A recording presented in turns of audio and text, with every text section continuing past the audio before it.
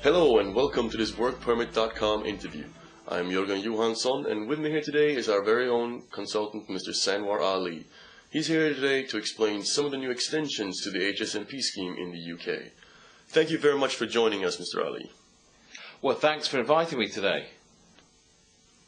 So please briefly, as an intro, tell us how things have changed for those on the HSMP scheme. Well, there have been a number of significant changes for those in HSMP. Firstly, from April the 3rd, 2006, you now have to wait 5 years instead of 4 years to gain permanent residence. Secondly, from December the 5th, you need to meet much more stringent requirements to get an extension of HSMP. You have to meet certain points requirements to get an extension. Finally, from April the 2nd, 2007, you have to pass a Life in the UK test. You have to show knowledge of UK history, what it's like living in the UK, and meet an English language requirement.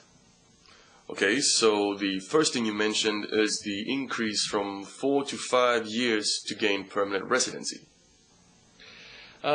Yes, that is a significant change. There have been a lot of people who come to the UK expecting to get permanent residence at the end of 4 years. A lot of people are very unhappy to now find, since April the 3rd, 2006, that they have to wait 5 years. I think that's very unfair. It suddenly happened. This also means that you're going to have to apply for an extension. More of a burden, more expense, more trouble. So overall, the government has made things somewhat more complicated, more difficult for a lot of people. So secondly, you're saying that the requirements to get an extension to the HSMP are more stringent now? Yes, that's right.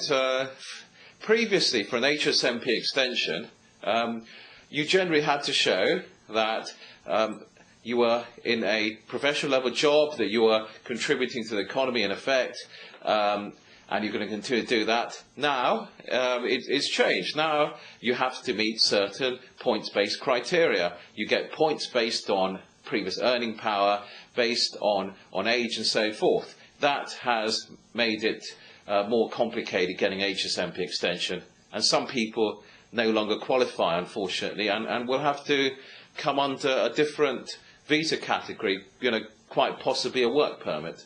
So that has affected a lot of people.